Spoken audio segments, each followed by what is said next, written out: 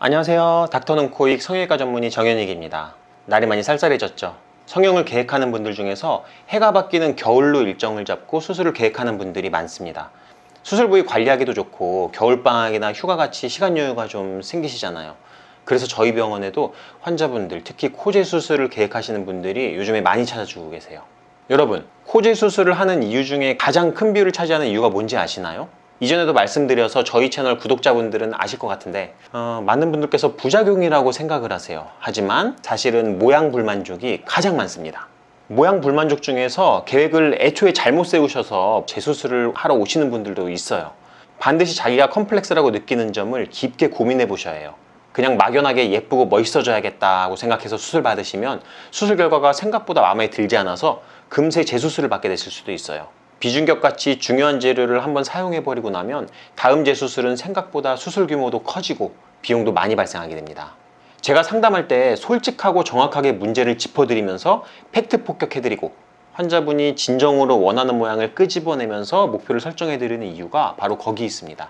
제가 예쁘다고 생각하는 코가 정답이냐? 아니에요. 여러분이 예쁘다고 생각하는 코? 그게 더 맞습니다.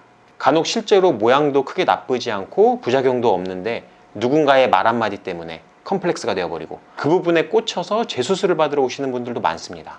그렇다고 수술 받으실 필요가 있을까요? 아니요. 지금도 충분히 아름다우십니다. 수술 전에 남한테 물어보지 말고 반드시 자기 스스로의 마음속에 질문하세요. 만약 정상 생활을 하기 힘들 정도로 큰 부작용을 안고 오시는 분들은 얘기가 다르죠. 한 번의 수술로 완벽하게 개선하기 힘든 부분들이 정말 많습니다. 이미 피부 변형이 일어나서 이식까지 병행해야 되고 비중격, 귀형골은 이미 사용한 지 오래되어서 자가늑연골 이외에는 더 이상 사용할 재료도 없어요. 그리고 부작용을 겪었기 때문에 인공모형물도 사용할 수가 없어요. 코는 예쁘게 하고 싶은데 구축이 심해서 피부가 잘 늘어나지도 않고 이 병원 저 병원 수술을 거부당할 정도로 높은 난이도의 케이스이지만 저는 그런 환자분들을 그냥 돌려보낼 수가 없습니다. 매일이 도전의 연속이에요. 그러다 보니 어제도 오늘도 내일도 공부와 연구를 게을리할 수가 없습니다. 항상 최선을 다하도록 하겠습니다. 그럼 오늘도 자가늑연골 코 재수술 케이스 리뷰해 보겠습니다. 심각한 부작용 그리고 목표를 잘못 세운 환자분에 해당되는 경우를 모두 보겠습니다. 자, 첫 번째 케이스입니다. 이분은 예전에 양악수술을 받으신 이력이 있는데요. 이후에 코 수술하는 과정에서 자연스럽고 간단한 방법으로 수술을 했어요. 사실 양악수술 하신 분들은 비중격의 지지구조가 많이 변형해 와 있기 때문에 좀 더 강력한 재료로 손상된 비중격을 재건해주는 수술이 필요한 경우가 많은데요. 이분 같은 경우는 비중격하고 귀형골로 간단하게 수술을 하셨고 그러다 보니까는 코끝에 높이가 기대했던 것만큼 나오지가 않고 시간이 지나면서 살짝 들리는 변형이 왔어요. 수술 옆모습 보면은 그렇게 나쁘진 않죠. 뭐 이대로 지내도 굉장히 미남이시고 뭐 문제 없게 지내실 수가 있어요. 근데 한번 컴플렉스로 느껴지게 되면은 그게 교정될 때까지는 굉장히 신경이 쓰여요. 그래서 이분도 이제 코끝을 최대한 높이면서 코끝의 피크 지점 이 위치도 새로 교정하고 직선 같은 느낌의 좀 남성스러운 라인으로 만들고 싶어 하셨고요. 수술 결과를 보면 코끝 높이가 전방으로 충분히 뻗어서 높아졌죠. 그리고 콧대 라인도 코끝까지 이렇게 떨어지는 느낌이 아니라 오똑하게 올라가는 느낌으로 교정이 잘 됐어요. 옆모습을 보시면 더 눈에 띄어요. 사실 이미지만 봤을 때는 크게 안 변한 것처럼 느껴질 수도 있지만은 이 입술하고의 위치 관계를 보면은 콧대에서부터 코끝까지 이렇게 수직 같은 느낌으로 가파르게 떨어지면서 코끝에서는 오히려 더 낮아져요. 그러면서 입은 튀어나와 보이고 비순각은 이렇게 앞으로 돌출된 느낌으로 떨어지는 이런 모양을 가지고 있었는데 수술 후 모양을 보면은 우리가 콧대 높이는 오히려 약간 낮출 정도로 높이 조절을 좀 했어요. 그러면서 코끝을 오똑하게 높이니까는 직선으로 떨어지는 느낌이 보기 좋은 남성스러운 느낌의 코가 됐죠. 그리고 코끝 위치는 전방으로 오똑하게 섰고 그리고 코끝이 충분히 높아지다 보니까는 이 비순각도 같이 올라와서 코의 전체적인 높이 변화를 생각하면은 생각보다 굉장히 많은 양이 변화가 된 거예요.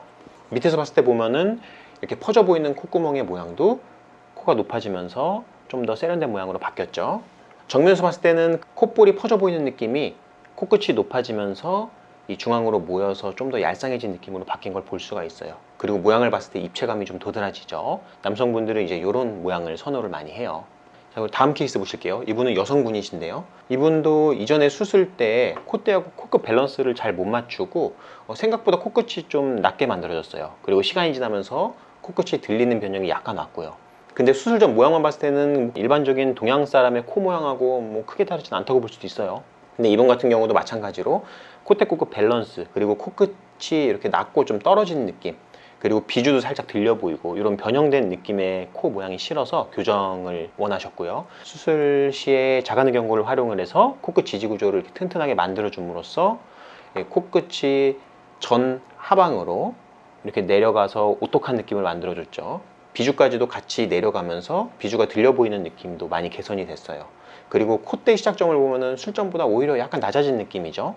밸런스를 맞추면서 코끝까지 부드럽게 떨어지는 라인을 만드니까 수술 전을 비교했을 때 굉장히 아름다운 느낌인 걸 확인을 할 수가 있어요. 측면에서 봤을 때는 좀 더 눈에 띄어요.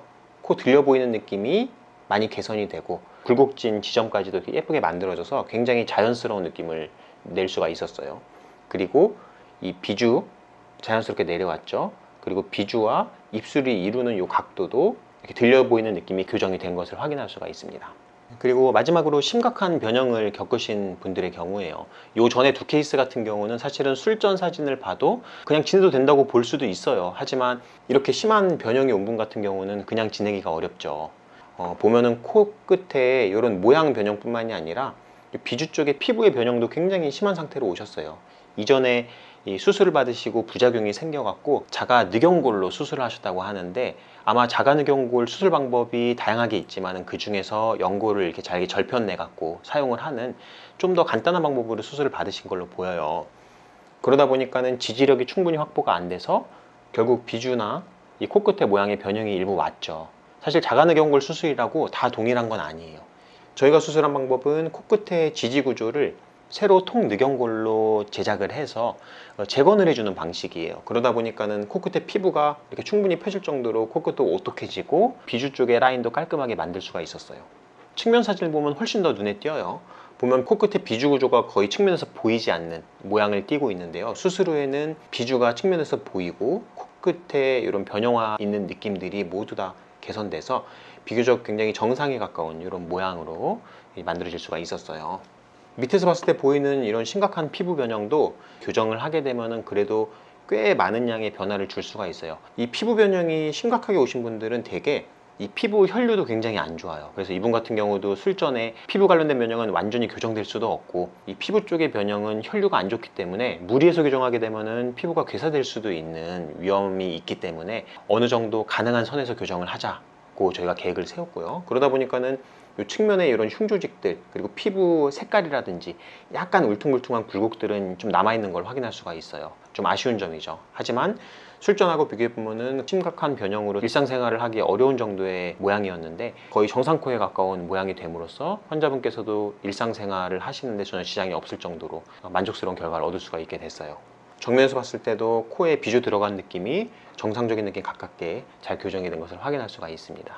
자, 어떻게 영상에 도움이 되셨나요? 그럼 이것으로 케이스 리뷰 마치겠습니다. 저는 마음까지 치유하는 성형외과 전문의 닥터 눈코익 정현희 원장이었습니다. 감사합니다.